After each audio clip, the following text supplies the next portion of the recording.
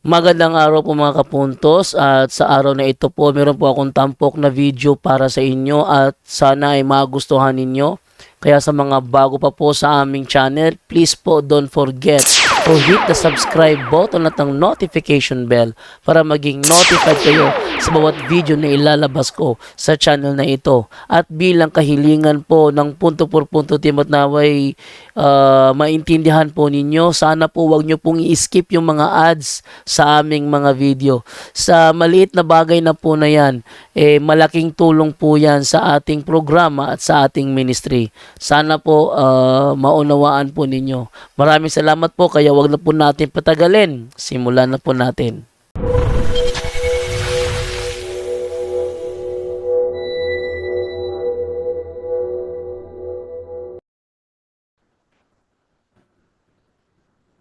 Eto, may tanong dito, Brother Angel. May tanong lang po ako kay Bro Angel. Bakit niya sinabi na ang mga pari ay kinikilala niya nga tagapagligtas sa simbahan ng Katoliko? Bro Angel.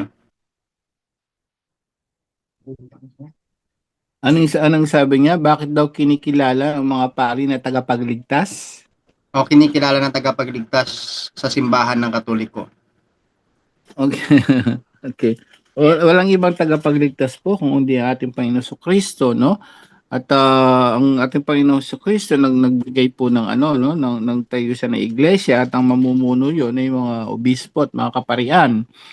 So of course meron silang meron silang role sa pagliligtas ng tao dahil sila nga ay binigyan ng pahintulot, no? Kaya nga whatever you bind here on earth will bound to heaven. Ano man pahintulot niyo sa lupa ay pinahintulot sa langit. So may connection siya, but of course ang pinakaano diyan, yung authority nagbigay ng ating Panginoon Kristo. Kaya napakadelikado kapag ang sekta niya ay walang pari, dahil biblically Malakias chapter 2 verse 7 nga, bro Romel, from Old Testament pa lang from Old Testament pa lang, hindi sinabing direct, no? Talagang Malakias mayroon po, siyang mga Malakias. pari. Malakay Malakias. chapter 2 verse 7. Okay. Ano yung Malakias dito? Malakias. Malakias. Malakay 2:7, KJV, Ito. sa Malakias 2:7. King James version, sa mga King James version diyan, ibigay niyan sa mga protestante, favorite nila KJV. Pero Okay hindi po. nila binabasa yan. Okay po. Ganito po yung ating mababasa dito sa Malakias sa Malakias 2:7. Ayan. Sabi po dito, for the priest lips should keep knowledge, and they should seek the law at his mouth, for he is the messenger of the Lord of hosts. Ayun, is the messenger of God, no? So ang messenger of God, sino daw? Mga pare, mga priest. Actually sa Haggai 2:11 nga, bro. Haggai. Okay po. Haggai. Parang walang Haggai. Marami lang sa YouTube channel natin. Ano yan, bro? Haggai. Parang walang Haggai. Ano yung English ng Haggai, bro? Ageo, Ageo. Haggai, Hagai, English. Hagai, Wala. chapter 2, verse 11. Haggai. Ito. Chapter 2, verse 11. verse 11.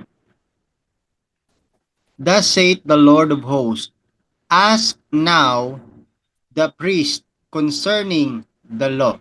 Say, Ayun, concerning the law. Sabi ni mismo ng Diyos yan, Sino daw ang tatanungin, bro? Sa pagdating ang sa pari batas po. ng Diyos? Pari. So, napakalinaw niyan. So, may connection sa kaligtasan. Of course, siya ay messenger, no? Pero yung sino magliligtas talaga diyan, ang Diyos. Pero may messenger siya. Sino messenger niya? Hindi si pastor na nagbasa ng Biblia, pastor na, hindi. Ayun, as the priest concerning the law. No? Old Testament pa lang yan, mga sisters and brothers, no? Hanggang sa dumating si Jesus bilang sacerdote, bilang dakilang sacerdote, no? So Hebreo 3:1 nga, ang ating Panginoon Kristo din ay pari. So nakakalungkot. Hebreo 3:1. King James Version pa rin po ba? Kahit MBB bro, Okay. Ito po, sa Hebreo Hebreo 3. 3:1. Hmm. Mga hinirang na kapatid at kasama sa pagkatawag ng Diyos, alalahanin ninyo si Jesus, ang sugo ng Diyos at ang pinakapunong pari ng ating pananampalataya. See? Pari, from Old Testament si Jesus, tapos binigay niya sa mga apostol.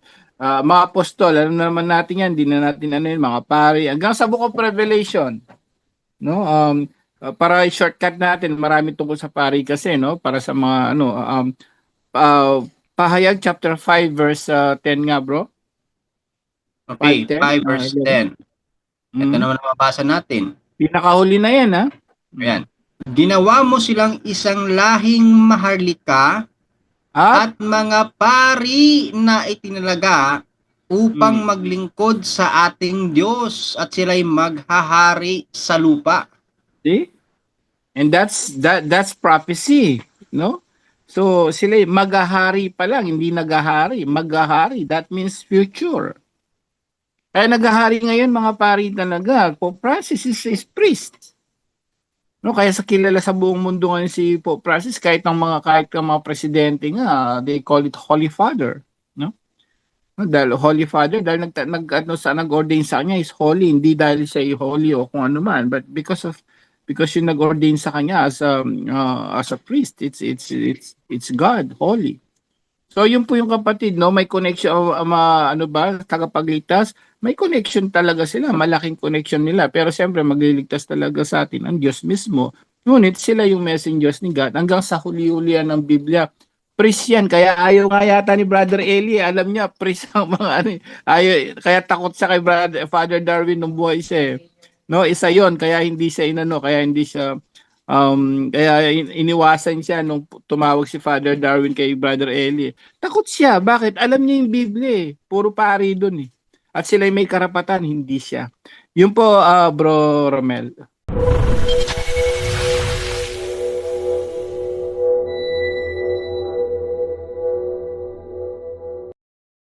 Bro Romel, sabi rito ni Don Men, pag kinukrusan ko ang pagkain ko at sugat at sakit sa katawan ko, ganon din ang lakas ng nagbe-burp daw siya lagi.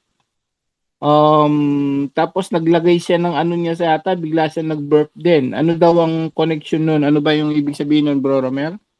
Bro Romer, good evening po. Okay.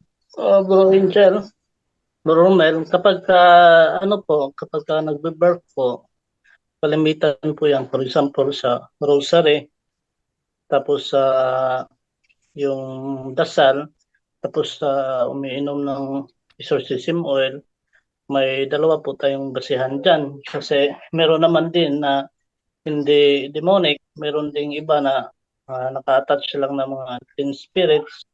Tapos kapag kayo po ay umiinom niya, nagbe-barf po talaga kayo, pero hindi ibig sabihin na posesa. Kasi yan ang palagi nating iiwasan kasi kasi ngayon kapag meron tayong reaction, ay possess na ako, ganito ganyan, hindi po. May category po yan. Yung una, yung ordinary attack, tapos extraordinary attack ng demonyo.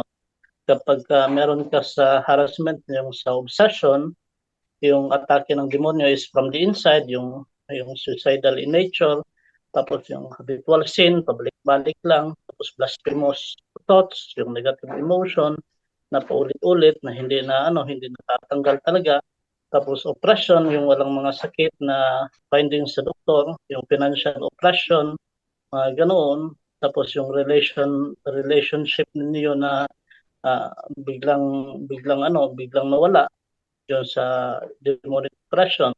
Tapos kapag ganyan lang, hindi pa possess, posible po talaga na mag-barb ka talaga pag gumamit ka ng sacramentals. Kahit nga lang yung rosary, Hail Mary, nag-aano ka niyan, ano yung sa Tagalog niyan? Bro Angel, yung parang aantukin ka, anong tawag nun? Naririnig ba, Bro Angel? Narinig po. Dighay? O nadidighay kapag ganon, kasi meron po yan, lumalabas po yung unclean spirits na naka-attach sa atin. So ang tanong, paano po nag-a-attach yung mga unclean spirits? Unang-una po yung sa ordinary attack ng demonyo. Ordinary siya kasi lahat po tayo nakaka-experience ng atake. Ano po yung mga atake yon? Yung pride, yung sloth, tapos yung sa katakawan, si Beelzebul, tapos yung ah, yung Leviathan, yung sa kasina yung sa Tagalog niyan, Brother Romel, Ano yung po yan? inggit. Ang Yung sa pito sa seven deadly sins, yun po talaga. Ordinary attack lang yun. Pero doon talaga uma-attach yung demonyo kasi yung demonyo kasi para yang pating. Kapag nakaamoy yan ng dugo, aatake yan. So once na may dugo na, once na may kasalanan na, doon po sila nag-a-attach para yung remora, yung dumidikit dun sa mga pating, sa mga isda. O yun, sila palagi yung buntot na buntot sa'yo kahit saan ka pumunta. So kapag hindi po yan naagapan, maglilid po yan sa extraordinary attack. Yun po ang delikado. So nagdidikhay ka niyan. O nag-birth ka niyan kapag uminom ka ng exorcism oil. Pero kapag wala ka namang doorway sa buhay mo, huwag mong i-demonize kasi hindi naman sa lahat ng panahon meron pong mga ganyan. Kasi hindi naman tayo lahat merong mga merong mga yung apat na doorway, yung paulit-ulit natin sinabi, yung occultism, yung sinful lifestyle, yung trauma, at saka open yung third eye. Kapag wala ka naman yan, natural po, kapag may atake ng demonyo, ibig sabihin, yung mga prayers po natin, epektibo po yan. So ito talaga ang parang nalilito ang mga tao. Kaya nga, palagi maraming nagchat-chat sa akin, bro, bakit ganito, ganyan? Hindi kasi nakikinig ng punto por punto eh. Yan talaga ang pinaka-problema. Dami hindi ko na nga sa iba pinapansin kasi sabi ko, mag-ano na kayo sa punto por punto, makinig. Kasi kapag umaasa lang kayo sa akin, ang dami kong trabaho, tapos hindi ko talaga nagagampanan, hindi man talaga ako keyboard warrior. So sa punto por punto talaga, dito natin maulit-ulit na kapag wala ka namang doorway sa buhay mo, yung demonic doorway o demonic openings, ibig po sabihin na galit ang demonyo sa iyo sa pagsunod mo ni Kristo. So normal lang po talaga na atakihin ka ng demonyo. Wala naman talagang atakihin kung nasa panig na nila, di ba? So ang atakihin talaga yung mga sumusunod ni Kristo. So wag po nating isipin na ay na-retaliate ako dahil ganito ganyan, na-retaliate ako bro kasi ganito ganyan. Wag po kasi ibig sabihin yan galit na galit yung demonyo sa pagsunod mo kay Jesus. Kaya nga kapag yung ano na yan, yung atake na yan is manageable or tolerable, wag kayong baliwala na ninyo. Dapat kayong matuwa doon sa pagsunod nyo ni Kristo. Normal lang po yan talaga. Mga konti na retaliation. Pagka hindi na po kaya, ibig sabihin yan, may demonic opening. Yun po ulitin ko. Kasi kahit na si Padre Pio, binubugbog nga doon. Nilalampaso yan ng demonyo. Kaya sabi ng demonyo, pasalamat ka sa babae na yan. Kasi nilagyan ng unan tinapunan ka ng unan doon sa ulo mo. Kaya hindi ka na untog doon sa semento. Kaya nga, ganon, kapag yung mga santo nga natin inaatake, kahit na si Saint John Merivianney, yung nagkakalampagan yung kusina, bumaba siya. Anong sabi niya? Ay, ikaw lang pala, demonyo ka, matulog na ako. Yun sabi niya, kasi bakit? Alam niya na kapag merong atake yung demonyo, nagpaparamdam yung demonyo doon sa kanya, ibig sabihin, may babalik na makasalanan doon sa kanya, magpukumpisal. Yun ang sign na maraming nakakonvert na mga tao na nandun sa kasalanan, yung sabi nga big fish, yung mabibigat yung mga kasalanan nila. So anong sabi ni Saint John Merivianney? So normal, it's a normal kapag sumunod ka sa Diyos. May retaliation, may konting harassment, walang problema po dyan kapag alam mo yung buhay mo na sumunod ka sa Diyos. Yun po talaga ang pinaka-importante, ang mahal na ina, kasi yung Hail Mary nga, parang ano tayo, parang wala tayong faith about sa Hail Mary eh. Maghingi pa tayo ng ibang prayer. Grabe ka-powerful ang Hail Mary. Hindi nyo alam kapag ka merong kusas, pagka Hail Mary, anong sigaw ng mga demonyo, huwag kang tatawag sa buwang na babae na yan.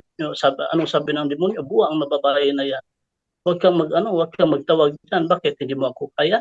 Bakit ka tatawag yan? Palagi na-encounter na po namin yan palagi doon sa Office of Exorcism. Bakit kayo nagpapalaban diyan sa mga santo na yan, sa mga ano na yan, sa mahal na sa babae na yan. So, ito po ang pinaka-importante po sa buhay natin. Kapag wala tayong faith, ang dami pa nating hinahanap kasi nagkakalampagan na yung mga prayer natin, devotion. Halos nga hindi na tayo nagpo-focus para ng ano, ay baka ma-offend ang ibang santo kapag hindi ko na pray ito, yung devotion na to, ay baka ma-offend naman si Saint Rita kasi hindi ko na pray. Yun po, dapat po natin, hindi po yun Catholic disposition. Ulitin ko, hindi po yun Catholic disposition. Pagan disposition po yun.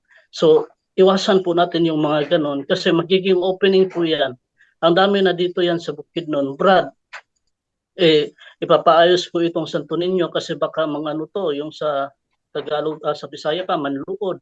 Yung mga ganyan, baka magtampo si Santo Niño kasi hindi ko siya na bihisa ng maayos, mga ganito. Hindi po yan Katoliko na disposition ha. Pagan disposition po yan, yung magtatampo. Anong ibig mo sabihin sa mga ganyan? May kasalanan ka, magtampo. Hindi yan. So, activate po yung faith natin. Activate po palagi. Huwag yung faith lang po talagang pinaka-importante. So, back to you, Bro Romel. Ayan, maraming salamat Brother Romer at may nakaraise hand na ngayon dito sa ating Zoom si Brother Vicente Miheliano. Brother Vicente. Hello po, good evening, good morning, good afternoon. Yes po. Magtanong lang po sana ako. Dalawa lang to. Bali yung una, tanong ko lang po sana kasi nung nagtawag doon, yung may seminar kami noon, yung sa LGU. Bali yung isa ay kakasal. May nakasabayan kami noon na kuan, Mormon sa ata yun. Tinanong siya kung saan magpapakasal. Sabi kasi niya, sa simbahan sana nila. Kaso lang, sabi daw ng bishop nila, expired yung lisensya ng bishop nila. Kaya, kinuha na muna sila na tawag doon sa civil na lang daw. Ibig sabihin, nag-expire daw yun. Matagal daw yun proseso bago ma-renew. Kaya civil na lang. Tanong ko lang, yung sa mga pari po ba, sa ating mga Katoliko, may lisensya din ba sila na nag-i-expire tulad sa iba? Or diretso na yun? Okay, napakaganda yung katanungan at bigay natin kay Brother Angel Santos ang pagsagot. Brother Angel. Ang pagkakalam natin diyan, no? Ang pagkakalam natin diyan, kapatid, kahit mag-retired sila, mag-ano sila, no? Ang pagkapari kasi actually forever 'yan. So, ang pinagtataka ko, sino ba yung ano doon, bro? Sino ba yung yung bishop na expired yung ang tawag doon? Bishop Expired? ng Mormons daw, bro. Bishop ng Mormon? Yes. Oo. So may expired talaga 'yon. Siguro yun nga, no? Ang problema doon, may mga bishop din pala sila, no? Ang problema doon, no, yung pinagmulan kasi nila, no? Paano naging yung mga Mormons, sino nag ano sa kanila na bishop siya, no? Unang-una, sino nag-ordain doon na bishop siya. So, no, ang pagkakalam natin diyan, pero we can research more on that. Kasi ang pagkapari, kahit si Jesus lagi sinasabi sa ebanghelyo, siya'y pari magpakailanman, no? Katulad ni Melchizedek. So lahat ng mga kaparian, bro, walang expiration yan, ang pagkakalam natin, no? Walang ano yan.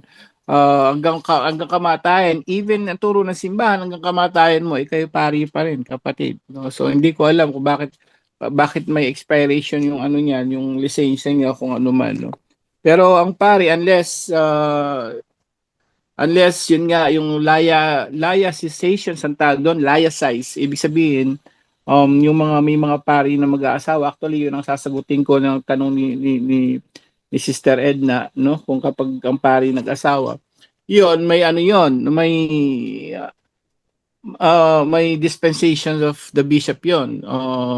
Kumbaga magpapaalam pa lang yun sa alam, gusto niya umalis sa pagkapari, gusto niya mag-asawa. That's different situations. Pero ang pagkakalam natin biblically, sa katulad ng simbahan, ang mga pari kahit hanggang mamatayan, pari pa rin yan. No, even Jesus, even biblical, no, hindi ko lang matandaan yung sa ano nun, sa talata yon, even ang mga kaparian, even si Jesus, si Melchizedek, sila'y pari magpakailanman. No, even after death po, sila ay pari, kapatid na Vicente. Ayan, Brother Okay. Vicente? Sige po. Bali po ang kuan nun, simula nung naging pari sila, valid yung kasal nila. Parang yun na yung pinakalisensya nila. Tama po ba? Kasal sila, sino? Pari na kinasal? Ano yun? Ibig ko pong sabihin, di ba po sa iba, yun nga, ginawa kong sample yung bishop ng Mormons na nag-expired yung lisensya niya sa pagkasal. Kaya yung tagasunod nila, tinuro niya na magpakasal na muna sa civil kasi matagal daw yung renewal, matagal yung proseso ng pagre-renew ng lisensya nila sa pagkasal. Kaya yung tinanong ko po, yung sa pari ba natin sa Katoliko, once ba na naging pari sila, forever na yung license nila na magkasal sa atin, tapos kumbaga magiging invalid lang yun once na hindi na sila connected sa pagiging Katoliko. Well, ang pagkakalam natin, yun nga, no, walang ano yan, walang expiration date yan. Pero tinitignan ko yung about sa Code of Canon Law about their ano. So the power of Vicar General and Episcopal Vicar ceases. Wala naman so far, pero kailangan masiguro natin. Babalikan kita dyan later kasi siguro nasa Bro batas Angel, dapat. Yes, bro. dito sa kasama namin na pare, nag-expire din sa kanya, nagkuha siya ulit. Doon sa lisensya. O, lisensya lang doon sa gobyerno kasi kailangan man yan. Doon sa ano niya, expiration siguro niya, doon sa Oo. doon sa secular niya, doon sa government. Secular. O, pag ano niya, Secular 'yon. Okay. secular yun, bro. Kasi kaya nga ang pare, ang sinasabi siguro ng bishop na yan, although ano yan, bishop yan ng protestante, hindi naman recognized na simbahan pa rin yan, no? So, kasi unang-una, paano yan naging bishop, no? Unang-una, bakit siya naging bishop? At wala naman silang mga pari sa Mormons, no? Pero may bishop. Yan, nakakatakot, di ba? Ang Mormons ba may mga pari, bro? Wala, di ba? Bro Melia, no? Di ko lang sure bro kasi narinig ko lang Wala. yun nung nagpapayuan. Baka yung lisensya nila, ang kinukuha nila kahit yung mga pastor kasi kumukuha yan ng lisensya sa SEC din, Security Exchange Commission. Pag-aano sila ng license sila to conduct marriage. No? So, ang siguro sinasabi niya, na-expired na yung ano niya dahil kapag siya nagkasal yung bishop na yan, kumuha lang ng lisensya yon para magkasal, para maging valid sa government. Okay, kumbaga sa atin, ang mangyayari doon kapag expired na kung kumuha nga siya para sa secular, para sa government, hindi yan hindi yan i-honor ng gobyerno. Although talagang puro gobyerno lang 'yon, no? Pagdating sa church hindi yan sacrament of matrimony dahil nga hindi naman yung sakramento, no? Kahit bishop siya dahil protestante yan, no? Hindi naman siya ordained priest talaga. So, nakakapagtaka kahit ang mga pastor may bishop, mga born again. So, paano sila naka-bishop? Hindi naman ordained priest sila, no? So, ang nangyayari doon, self-proclaimed bishop lang ang mga yan, no? So, ang sinasabi mo siguro, yung lisensya niya sa secular government, sa SEC, kung saan kumukuha ng license to conduct marriage, the solemnity of marriage, yung siguro yung sinasabi, yung may expiration yung kapatid. Kaya nga yung mga nakikinig ngayon, no, dalawa yan usually ang tradition natin kapag may sa 'di ba sa bayan natin. Usually kapag simbahan, di ba kaharap niya munisipyo, 'di ba? So nangyari sa mga tao, nagpapakasal sa munisipyo, hindi sa simbahan. So inisip siguro, akala din ng iba, kailangan dadaan muna sa munisipyo bago simbahan. Hindi po. Ang mga pari, ayan, yung sabi nga ni Brad Romer, may lisensya yan, secular, dun sa ano, no, to conduct solemnity of marriage, sa government yan. Pero yung pagka-pari, pagka-bishop, walang ano yun. Baka yung sinasabi mo kapatid, yung lisensya niya to conduct marriage sa government, kapatid. Yes po, yes po. Baka yun, hindi siya pwede, pag-expired talaga yun. Sa Sige po. government. Thank you. Yung isa pa po, Okay, what's tanong ko kay Bro Romer siguro. Bali, nakita ko kasi yung senior ni Father Darwin, yung Santo Niño Palaboy. Ano po masabi niyo doon tungkol sa Palaboy? Kasi lagi namin dito kasi naririnig na Santo Niño Palaboy, pinagbabawal ng simbahan. So, Okay. gusto namin sana maliwanagan tungkol doon kasi mayroon kasing wait, ipakita ko po ito. Oh, nalilito na sila dyan. Nalito sila dito. Ayan po, yan. Okay, ganyan bro. Oo. Yan ang ano bro. Ito po na ano, ito na Santo Niño de Palaboy. Ano na to? Galing to sa Paite, 'di ba? Paite, Laguna ang debosyon na to. So, ito po yung original na Santo Niño de Palaboy, hindi po yung Santo Niño de Palaboy na sinusuotan ng pula tapos may sombrero na buli or yung sombrero na ano, yung parang nilala na dahon ng niyog or ganon. Tapos may cross, tapos meron siyang bag na nilalagyan ng anong tawag niya, nilalagyan ng coins. Yun po ay kasama na yun sa superstitious belief. Kasi bakit merong mga bag nilalagyan ng ano, pampaswerte kasi yun eh. Kaya nga po, kapag ka binibihisan nyo ng Santo Niño na gano'n, hindi po yun pwede. Kasama na yun sa Santo Niño de la Suerte, yung merong mga ubas at saka merong mga coins. Yun po ang bawal. Pero kapag ka Santo Niño de Palabo, yan po ang dapat ninyong bilhin. Hindi po yung ano, hindi po yung pula na binibihis-bihisan. Bawal po yun. Yan po ang original. So doon tayo sa original. Kasi yan man po, galing man po yan sa ano, Laguna. No? Ito. Ito to. Ano itong nakalagay? Pagkaloob ni Fred Baldimore na original na imahe ng Santo Niño Palaboy, 1974 pa to, sa parokya ng San Santiago Apostol. So ito yun bro, 1974 to. Ano to? Kapistahan, ito yun bro. Ito yung original. Wag yung ano, wag yung pula. Kung meron kang ano diyan, kung meron kang picture na Santo Niño na di Palabo yung bawal, yun talaga ang bawal. Kapag ganyan na Santo Niño di Palabo, yan ang original. Kasi punit-punit mo yung damit niyan, bro. O yan ang ano, yan ang original ng Santo Niño di Palabo. Wag yung ano na baka nag-gets mo bro, yung ano merong pula na binibihis-bihisan, Yes, meron nga green, tapos may short, tapos yung iba nakapulis, tapos pero merong cross na ganyan, tapos merong bag. Yun ang pinakabawal kasi nilalagyan nila yun ng coins eh. Pampaswerte daw yun kapag merong mga coins. So bawal Pero yun. ito bro, Yan ang ito pinaka-original bro. Yung damit niya, Ayun. fix siya, hindi siya natatanggal, no? Fix yan. Pwede naman na magpagawa ka ng Santo Niño, pero ano siya, yung nabibihis-bihisan, pero ang intention mo, ganito, yung sa original. Pwede mo bihisan ng Yes, nakaganyan. Ganyan lang talaga. Pwede bro. Walang problema yan.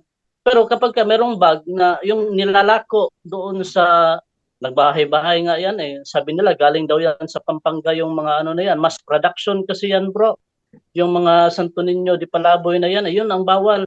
Kasi meron nga mga pusas kami dito, pagka tinanong mo na nahimasmasanin sila, anong masasabi mo doon dyan sa Santo Niño na yan? Sabi nila, mag-react talaga sila dahil nakikita nila, demonyo talaga kapag ganon. Hindi talaga yung, iba kasi yung original na yung mga sacramentals natin, iba kaysa doon sa Santo Niño di Palaboy. Kahit na na-bless bro, kapag ka nandun, makita nila, grabe, mapuposes talaga sila. Kapag ka sacramentals naman nakikita nila, hindi sila possess. Mag-ano lang sila, yung mainit lang sa kanila talaga, sumisilaw. Pero kapag ka mga Santo Niño di Palaboy na pampaswerte talaga, napuposes sila bro, yun ang nagre-react talaga sila. Kaya merong nagchat-chat sa akin noon sa Maynila, sabay parang yung mga exorcist daw natin, parang mga albularyo, hindi na daw nila alam kung paano nila ma-recognize yung mga sacramentals kasi inaalaw nila yung Santo Niño di Palaboy na ngayon na pinagbawal naman dati. So ang hindi nila naintindihan, ito pala yung original na Santo Niño di Palaboy ng intention doon doon sa mga bata sa lansangan, doon sa Paete, Laguna. Kasi doon man yan doon man talaga ang una talaga yung sa mga pag-uukit. Doon ako na-train din sa pag-uukit ng kahoy doon sa Paete. Doon po talaga ako na-train noon. So, yan bro, ang pinaka-legit talaga. Hindi yung sinabi ko kanina. So, back to you bro, Romel. Okay na yun bro? Sige po, okay na po. Bali, yung pinagbabawal na lang, yung nakadipa, no? Nakadipa na pinapalit-palitan nila ng mga damit. O, Oo, wala mang problema bro kasi ang dami kong mga friend na yung mga sculptor, grabe gumawa, ang ganda talaga. Appreciate ko po talaga. Tapos maganda 'yon kasi ang intention nila para po talaga sa bibihisan ng mga Santo Niño. Hindi yung green, hindi 'yon. Binibihisa nila ng Kasi for dito example, yung sa ganito. simbahan namin dito, mayroong ganun na naka-display doon sa mga lalagyan ng mga imahin. May ganun siya, yung nakadipa na Santo Niño na may yung kulay nung damit niya parang gold, parang pink na nag-gold, ganun. Ay, Toscana yata yun na brand na yun eh. Parang welcoming Pero Santo nakadipa Niño. siya. Nakadipa, welcoming Santo Niño.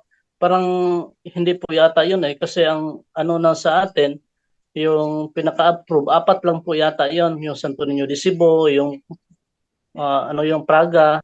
Tapos meron pa yung isa, meron pa yung kayong ang daming gold bro, yung naka gold yung Santo Niño na yon. Apat yan Ito local lang po yan sa ating simbahan dito sa Pilipinas. Locally approved po yan. Pero ang Santo Niño de Palaboy, yung merong bag, yun po ang bawal. Tapos yung may mga grapes, yung mga angel na merong grapes dito, tapos nilalagyan ng holy water, wag po yun. Kasi bakit naman nakabitbit ng grapes at saka apple, hindi man. So, kahit nasa Santo Niño, may mga grapes din eh. Yun, bawal yun bro. Bro Romer, ay tanong ko lang, no, lalo na nung piyesta ng Santo Niño, no, ang napakarami bine-bless ng mga at iba-iba yung mga kasuotan, may bombero, may Santo Niño basketball. Ang ano ba yung pagiging alin ba yung talagang palaboy at hindi tanggap? Yung bihis ba o yung posisyon ng kamay ba? Ano ba talaga yung turo ng simbahan na yung pagbihis binihisan mo ng ganito, yun ay bawal? Or nasa bihis ba ng Santo Niño or nasa posisyon ng mga kamay o ano? Kasi sabi mo, kapag may posisyon ng kamay ganito, ano ba para sa mga kaalaman ng mga tao? Kasi napakarami Santo Niño binibless, di ba? Ngayon, alin ba talaga yung bawal doon at yung legit doon? Nasa damit ba? Bawal pag may binihisa ng basketball player o kung ano man o yung pagkagawa ng Santo Niño, ano ba talaga yung bro doon ng mga ang bawal? Although ang mga pari kasi hindi naman alam yung mga palaboy basbas sila ng basbas, di ba? So alin ba talaga yung doon, yung isa lang ko rin, hindi ko na rin matrace, sa dami, libong-libong Santo Niñong pinapabless eh. Alin ba talaga yung legit doon sa simbahan natin talaga bilang isa ka sa mga piniling deliverance minister? So, Sa amin bro, yung pinagbawal talaga, meron ba kayong picture diyan bro? Yung naka-green at saka yung pula na hindi Cebu, Palaboy, mas maganda mapakita natin eh. Kasi ganito 'yan. Ang bawal talaga yung Santo Niño de la Suerte, for example, para din siyang nakaano yan, fiber yan, tapos meron yang mga grapes or yung iba meron yang bag na yung parang Chinese bag, tapos meron yang mga coins tig isang piso na hindi naman coins na ano lang yon yung sa fiber. Yun po, bawal yon. Meron yung Santo Niño de Palaboy, para din Santo Niño de Palaboy na pinakita ni bro kanina, Vicente, pero nabibihisan. Ang ibig natin sabihin, yung normal na nilalako dito, kahit na dito sa Mindanao, yung Santo Niño de Palaboy, yung pula siya, pula na binibihisan, merong cross dito na ganyan, tapos merong bag. Kapag ka merong bag talaga, yan po, pampaswerte po yan, Santo Niño de Palaboy, kasi ang intention ito ang ano natin, ito ang pag-usapan natin. Kapag ako ay sculptor na nag-uukit, ang intention ko ay para doon sa ganon, para doon sa pampaswerte, ano po yun? Delikado po yun. Kasi meron, ang authority ko, pampaswerte kasi, kahit na anong publish, ano mo yun, i-deliverance mo yun, hindi yun may-break. Kasi bakit? Ang makakapag-break lang nun, pagsira lang, pagsunog. Kasi legit yung, yung intention ko bilang isang sculptor. Kapag hindi naman ang intention ko na nag-ukit ako na nakahubad lang para bihisan, ang intention ko is para dun sa Santo Niño mismo, legit yan. Hindi yan occult. Kasi yung ginawa ko nung dati, yung Santo Niño de Palaboy na may bag, para yun sa para yun sa occultism para yun sa pampaswerte. So, merong ritual na nangyari. Yung mismo na sarili mo, yung intention mo, hindi para sa simbahan. Pampaswerte talaga, kahit anong break, hindi yan ma-break. Tapos, yung mga Santo Niño na binibihisan, for example, yung Santo Niño na nakahubad, tapos binibihisan mo, na para doon, ang pagbihis mo, ay intention na doon sa pinaka original na Santo Niño de Cebu, yun po pwede yan. Pero kapag yung pagbihis mo, hindi nakaayon sa apat na binanggit do na Santo Niño talaga na inapprove ng simbahan, nilagyan mo ng pulis, nilagyan mo ng labandera, nilagyan mo ng nurse, hindi na po yan pwede. O hindi na po yan pwede. Ang pinaka importante po talaga yung intention ng simbahan, hindi intention mo. Kasi ang talaga, ang ginawa ng simbahan na inapprove naman talaga, yung for example, yung locally, approved locally, yung Santo Niño de Palaboy, yun po talaga ang pinaka-original. Pero pagka binibihisan natin na kahit na anong karakter, pwede nga, bihisan mo ng San Goku Yun nga, iba, meron nga, binibihisan ng ano pa. Ganito bro, ganito. O, ganyan. Yan ang bawal, ganito. Yan ang mga Santo Niño de Palaboy. De la Suerte, yan nasa harap. Yung nakadipa din, Santo Niño, naka-green. Yan po, yan ang pinaka-bawal talaga. Kasi yung sculptor niyan, ang intention niya is para sa pampaswerte. Kapag nag-ukit ako na nakahubad lang, tapos binibihisan, pero ang intention ko, hindi para dyan, hindi yan occult. Pwede yan. Pero wag mong bihisan ng for example, mangingisda, wag mong bihisan ng kasi intention mo na yan hindi na intention ng simbahan. So ang intention ng simbahan, ang sundin natin, hindi yung intention mo. Kasi hindi ka naman ang approve niyan, ang simbahan naman talaga. So yun lang po, Bro Angel.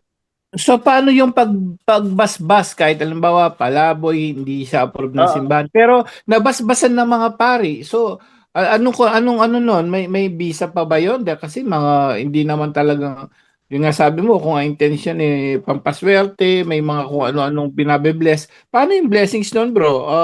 So walang bro, wala pong bless na mangyayari. Walang blessing nangyayari, bro.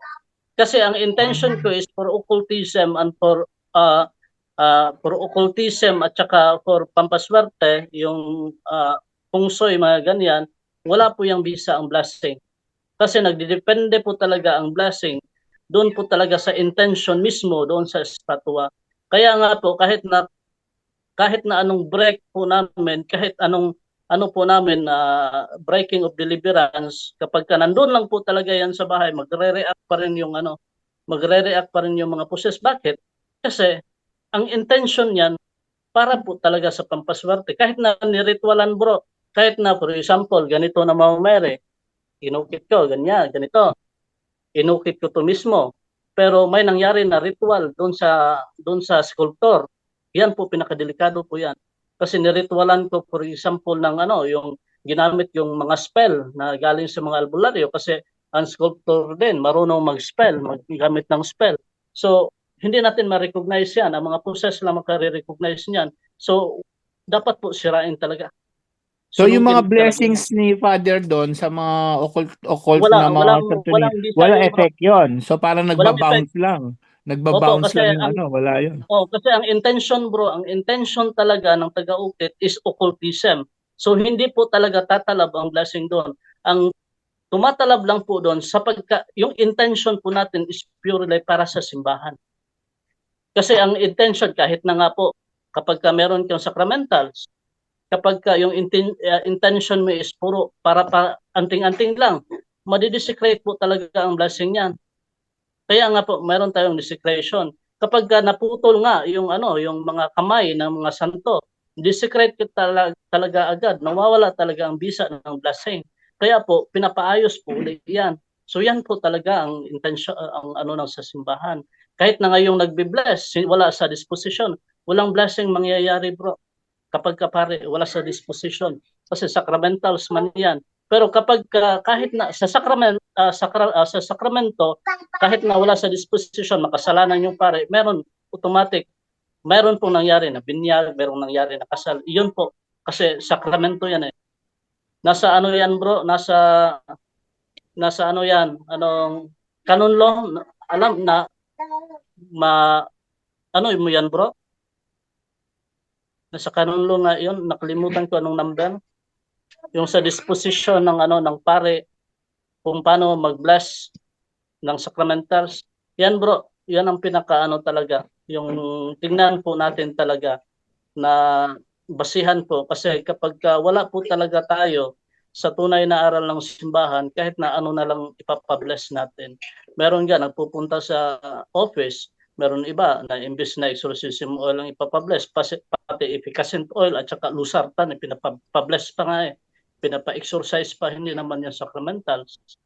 So ang dami talagang Katoliko ngayon na kapag may sinulog, mga ganyan, kahit na ano nang dinadala ng mga santo ninyo na pinagbabawal ng simbahan. Kaya in-explain po ng isang obispo, doon po yata saan yun, nag-post si Padre, na kapag magpa-bless kayo ng mga santo ninyo, yung nakaayon po sa simbahan. Kasi yung devotion po natin dito, Santo Niño de Cebu, ayun po. Merong Santo Niño de Tondo, approve naman po yun. Yung nandun sa Tondo, Maynila, approve naman po yun. So yun, bro Angel. Okay.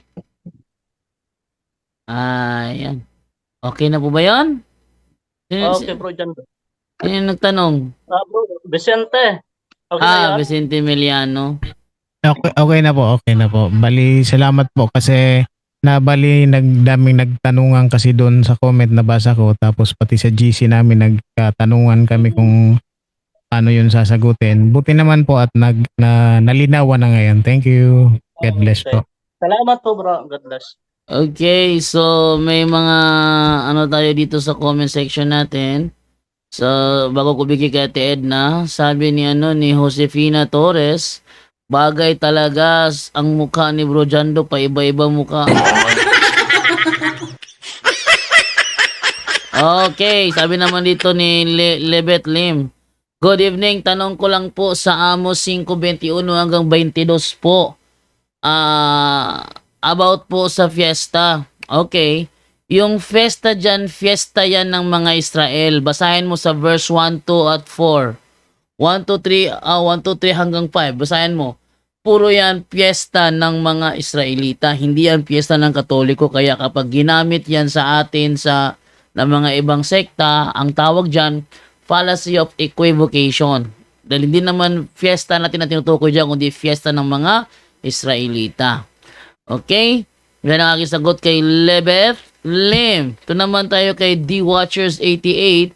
Magtanong po ako, sino ang tinutukoy sa Exodo 20, 3 hanggang 6 tungkol sa paggawa ng Diyos-Diyusan? Pakisagot po, ang tinutukoy doon yung mga Israelitang nagmula sa Ehipto.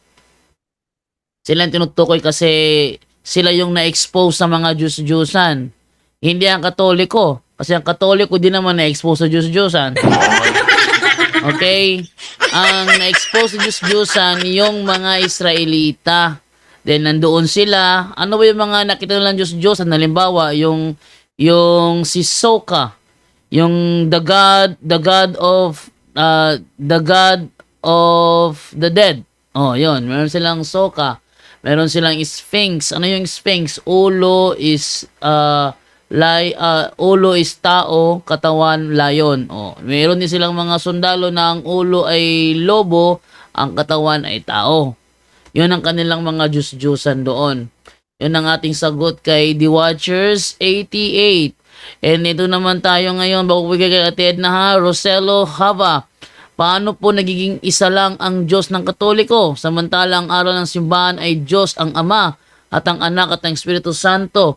Di ba tatlo na sila? Ay insi ako 32 years pero nagbalik ako sa RCC.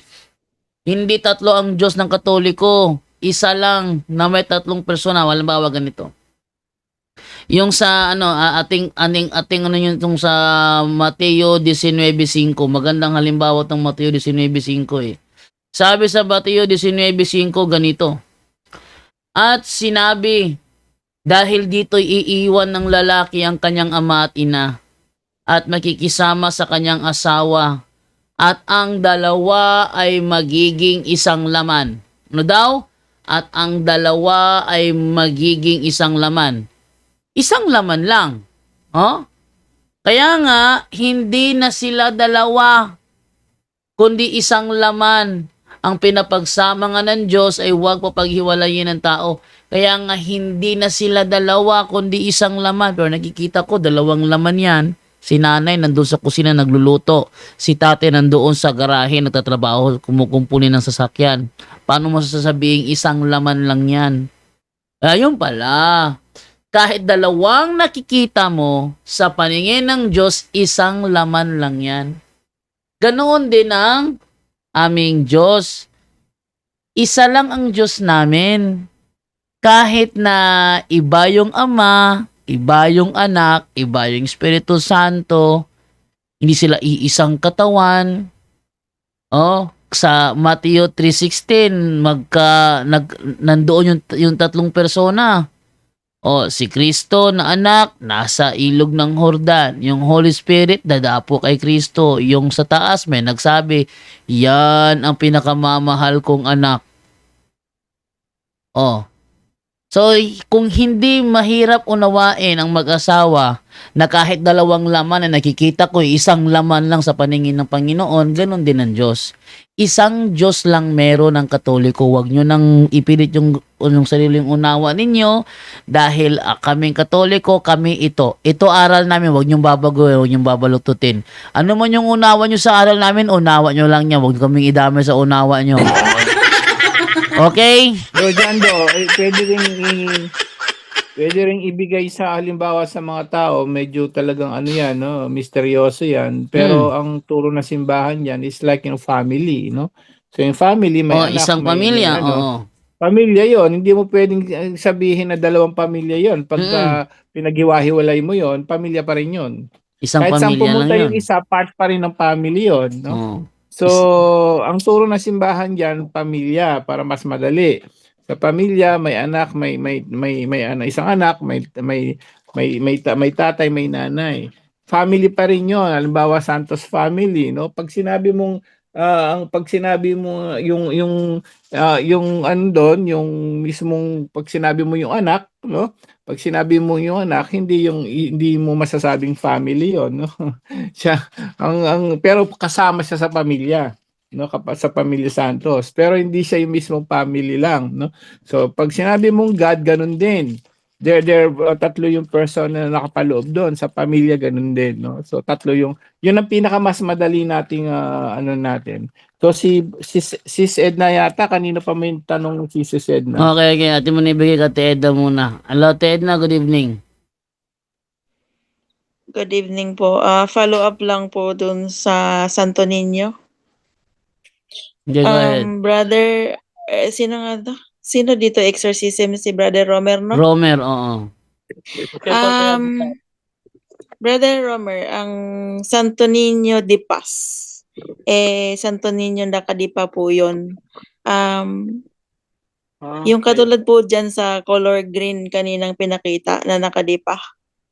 Opo, opo. Ano po, kasi naka-label siya as palaboy ba kanina? Paano po ba yon? Kasi yung Santo Niño de Paz na nasa Greenbelt, Manila, yun po yung kanilang Santo Niño at saka in private message po, nagtanong po ako kay Brother Wendell, approve po siya.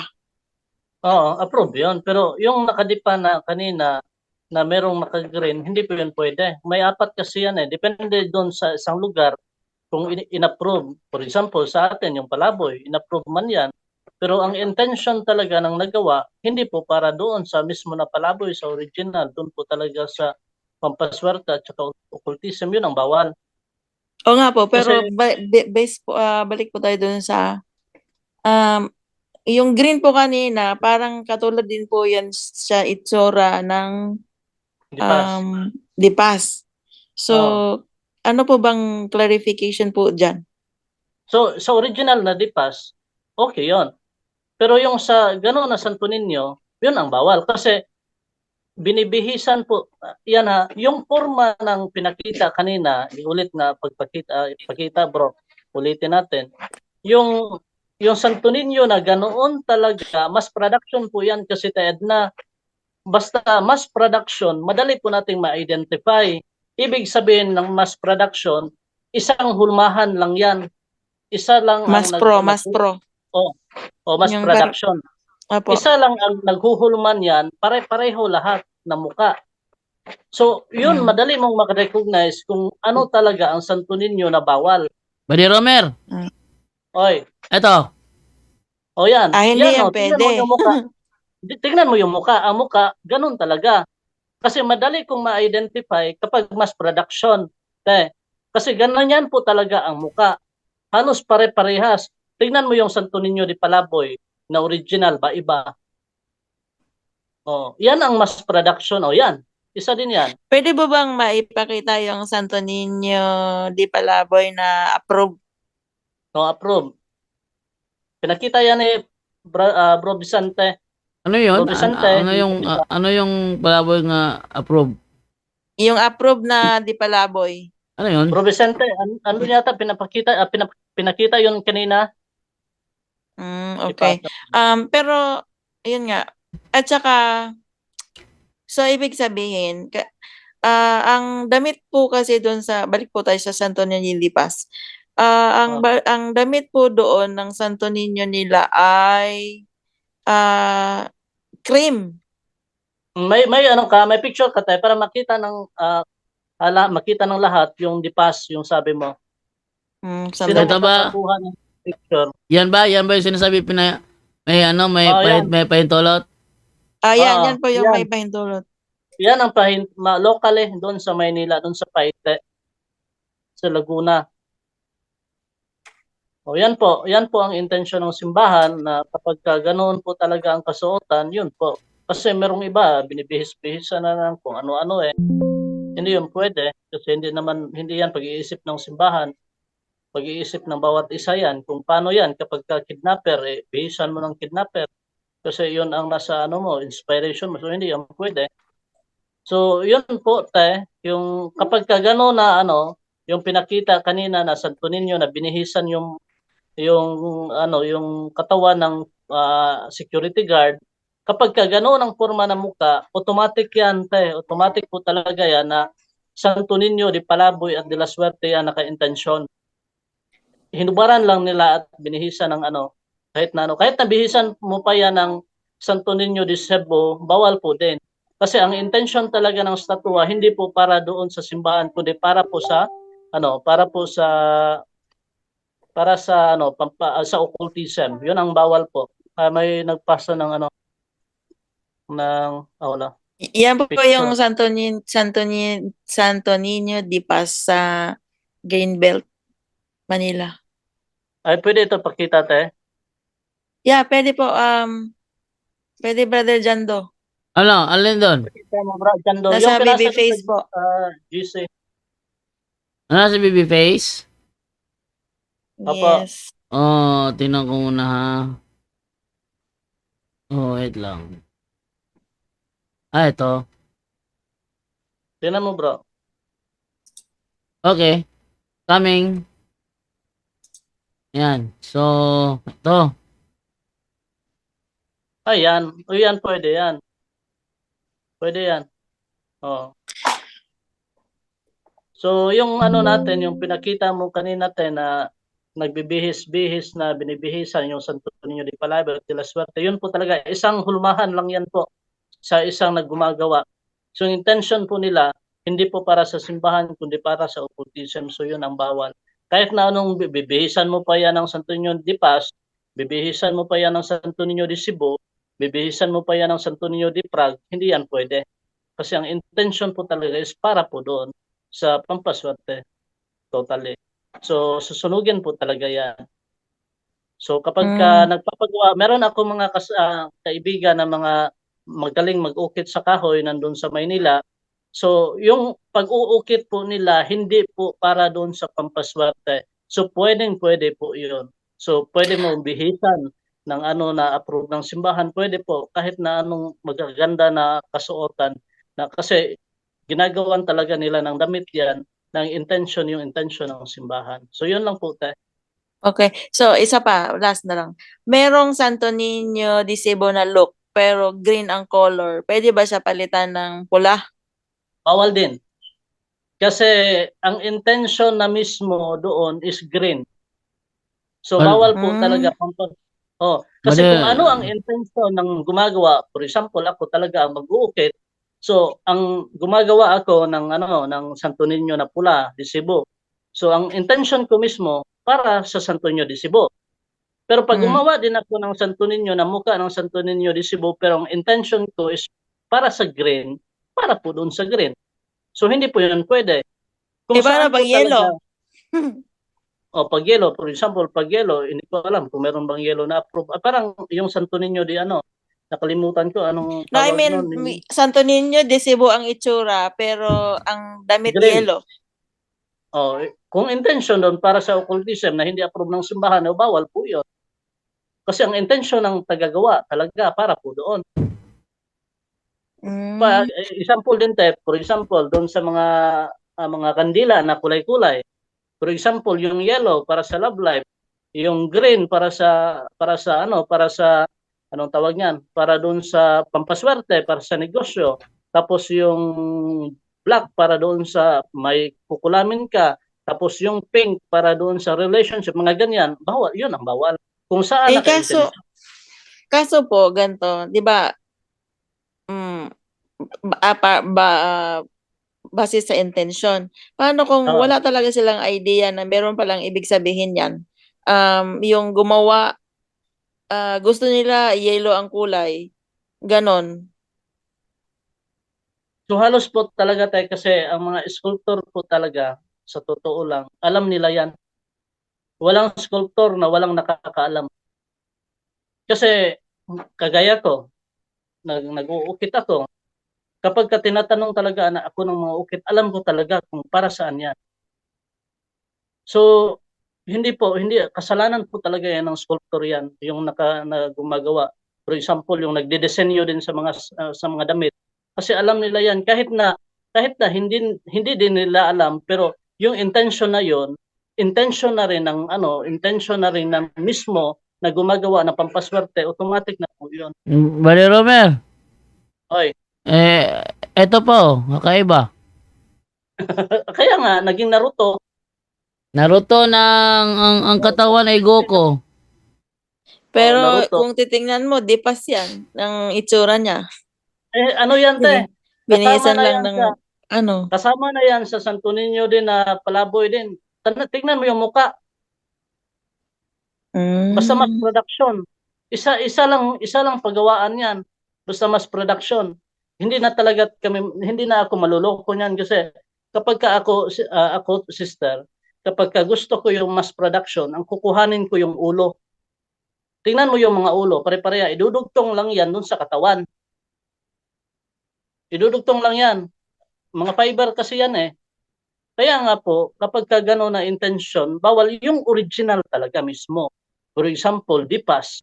Meron akong mga kaibigan na mga sculptor doon sa Maynila at Laguna. Yung pag-uukit po talaga nila doon sa intention mo. For example, akong nagpapagawa ay dipas po ito. So ang uukitin nila para sa dipas. Hindi para yung sa palaboy, para sa palaboy. Hindi. Maganda ang mukha talaga ng dipas. Hindi po yung dipas ang dipas ang intention mo, pero yung mukha naman ay doon sa mass production na di palaboy, hindi yun pwede. Kasi isang hulmahan lang yan eh. Mass production yan eh. So yan po ang hindi alam ng karamihan. Kahit na anong i-justify natin yan, i-justify ng mga meron nagko-collect ng mga ganyan, hindi ako maluloko niyan. Kasi kaming taga-ukit, alam namin kasi kaya nga mass production eh kasi ayaw ko nang mag-ukit ng kasi mabusisi yan, mag-uukit na mag-uukit. Huhulmahan ko yan gamit ang silicone rubber para ma-produce ko ng marami. So ang hinulmahan nila mismo doon sa Santo Niño de Palaboy, katignan mo, magkaparehas lang yung muka ng dipas at saka yung palaboy pampaswerte at saka yung palaboy na yung sa occultism may bag, halos parehas, tingnan nyo. So doon po kayo magpaukit sa mga talaga yung intention mo para doon talaga sa palaboy mismo na original, yun po talaga ang pinaka-okay. Kasi alam ko na yan. Parang ang mangyari ba dito, hindi ka basta-basta makabili kahit saan. Kahit Oo. sa simbahan, may mga may nangyayaring nagbebenta sila ng De La Suerte sa Davao, meron dito nagtanong, doon niya sa Davao, San Pedro nabili yun. Yung Meron yan sa may katedral eh. Ang dami yan sa mga katedral. Cagayan de Oro, kahit saan. Sa Maynila, ang dami, sa Tayuman. Halos na, kasi mass production nga eh. Paano po may advice mo doon po, bro, para doon sa mga bibili ng Santo Niño na So, sa mga bibili image?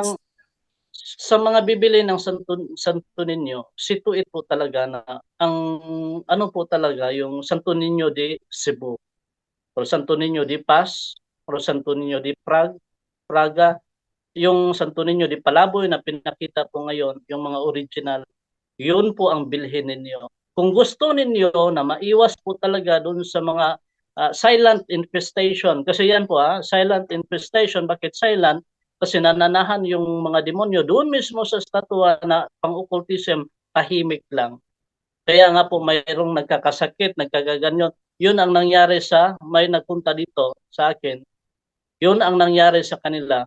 Paulit-ulit na bumabalik-balik sila sa ospital dahil lang doon mismo sa Santo Niño na yun. Nung tinanggal nila, brinek dito, sinunog namin, hanggang ngayon, wala na po talagang sakit ng anak niya. So, silent infestation. So, ang ano ko po sa inyo advice kapag gusto ninyo ng mura, wala akong magagawa, doon talaga kayo pupunta. Pero kung gusto ninyo ng legit talaga ng mga Santo Niño na magpaukit kayo sa totoo na sculptor. Ang dami sa Maynila. Mamahal kasi bro. Paggugulan mo, mahal. Makakabili ka nga ng cellphone na sobrang mahal. Nakakabili ka nga ng motor na nasisira, nababangga lang. Yung iba nga, nilalagyan ng rosary, tapos yung motor ang pinaro-rosary, pero nagdadrive, hindi nagro-rosary. Tapos nilalagyan ng rosary, pero ang angkas, kabit. So, nakakabili tayo ng mga material na bagay na sobrang mahal, how much more doon sa mismo na Santo Niño na ipapagawa talaga natin sa intention ng simbahan. Ang daming magagaling doon sa doon sa Maynila. Kung gusto ninyo na manghingi sa akin ng yung Facebook page, meron ako. Ang ganda po hindi po kayo talaga magsisisi sa totoo lang. Hindi po kayo talaga magsisisi doon. Ang sobrang ganda talaga. Kahoy po, pero mahal talaga, ha? Mahal. Meron nga iba, nasa 20, 30, nakabili nga tayo ng mga material na bagay na grabe ang mahal. How much more doon? So, spend po natin yung pera natin para sa kaligtasan natin, nakakatulong sa natin, sa spiritual na pamumuhay, yung pagsunod sa Diyos. Yun po gawin natin. Pag-ipunan po natin, nakakapag-ipon nga tayo ng walang saysay, how much more doon, na forever naman talaga yun na hanggang mawala tayo, nandun pa rin yan. Oo, hindi yan nabubulok. So, yun lang po, sister.